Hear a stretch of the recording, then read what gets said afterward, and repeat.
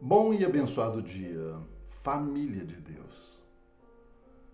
Muitas vezes não entendemos os propósitos divinos. E não entendemos porque não entendemos o princípio das coisas. Nos confundimos com fundamentos e conhecimentos humanos. Procuramos pensadores, filósofos, e esquecemos da simplicidade do Evangelho. Alguns perguntam por que Deus não interfere na maldade humana? E outros ainda dizem, por que Deus incita o homem, como incitou o povo de Israel a destruir um povo inteiro? Você não entende. Mas se houvesse uma coisa no presente que pudesse trazer luz e entendimento, você entenderia? Supondo que esses filmes loucos que estão aí, né, de zumbis, a humanidade fosse afetada por um vírus zumbi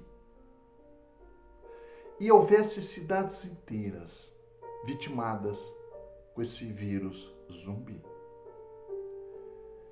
e você não fosse ainda afetado na sua cidade, o que faria o governante dessa cidade para preservar intacta a saúde desses que ainda não foram contaminados pelo vírus zumbi? Não seria lícito ele mandar o seu exército aniquilar esses seres humanos vitimados por esse vírus zumbi para que a outra parte da humanidade se salvasse? Já que para esses que estão com o vírus zumbi não havia mais chance. Seria mal matar aqueles que estavam vitimados por esse vírus zumbi? O que você diria? Deixaria contaminar o resto que não está contaminado? Salvaria o resto, matando aqueles zumbis que foram homens, seres humanos um dia? Não mataria? Deixaria que eles viessem e contaminassem o restante da humanidade? O que você faria? Bem, eu lhes digo que o vírus zumbi ainda existe e sempre existiu desde Adão. Todo o que é contaminado na sua mente por Satanás faz o mal, é o mal, dissemina o mal, é responsável pela violência, pelas tragédias, pelas guerras, por toda sorte de coisas ruins que existem na Terra. Deus não fez um homem ruim sequer, mas o homem tendencioso ao pecado se tornou escravo do mesmo. E Satanás existe. E ele realmente contamina a mente do ser humano, de tal sorte que o ser humano dominado por ele defende o mal, faz o mal, é o mal. Mas Deus não vai exterminar esses seres humanos. Não. Na sua infinita bondade, ele, através de Jesus Cristo, lança luz sobre esses que estão dominados pelo mal. E esses que encontram, abrem os olhos e veem a luz, podem ser salvos de Satanás e do destino dele. A palavra de Deus diz que o Senhor é soberano sobre todas as coisas. E é verdade. Vamos ler? Está aqui escrito em Isaías 45 e versículo 7. Eu formo a luz e crio as trevas. Eu faço a paz e crio o mal. Eu, o Senhor, faço todas essas coisas. Ele não está dizendo que é o mal. Ele não está dizendo que é as trevas. Ele está dizendo que tem capacidade de criar tudo. Mas o mal absoluto existe fora de Deus. Porque em Deus não há treva alguma. Mas quando é que Deus faz o mal? Quando é que Deus cria as trevas? Quando ele executa a sua justiça. Sodoma e Gomorra estava tão perdido, que era filho com pai, pai com mãe, aquela mistura, aquele sexto, assim, homem com homem, mulher com mulher, aquela bagunça. tudo era livre. E chegou a tal ordem de corrupção, de lascívia, de perdição, que Deus consumiu Sodoma e Gomorra com fogo que veio dos céus. Foi Deus mau em aniquilar Sodoma e Gomorra. Já não estavam eles aniquilados pelo seu pecado.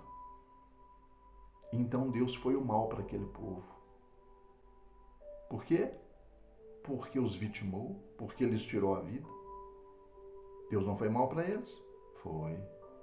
Então ele criou o mal sobre a vida deles. Entenda, o mal que Deus cria é justiça. Ele não cria o mal do nada para vitimar pessoas. Não. Quando ele cria o mal, ele está trazendo a sua justiça àqueles que perecem no mal absoluto. E outra coisa, temos todos livre-arbítrio.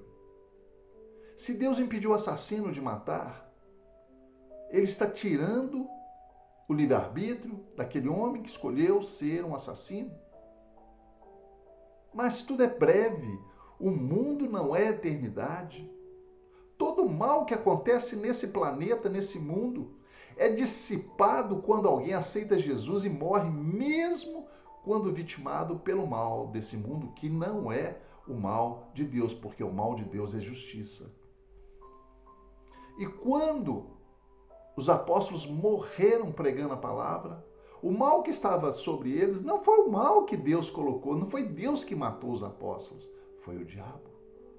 Mas Deus permitiu sim, porque quando eles morreram foram libertos eternamente dessa terra, desse mal, e ficaram no gozo do Senhor. Eu creio nisso. A palavra me inspira a crer nisso. Me diz isso, porque o Senhor diz que aquele que morre em Cristo Jesus viverá eternamente com Ele, no lugar em que Ele tem preparado para os seus. O mal do homem hoje, o mal do ser humano, é buscar coisas que confundem.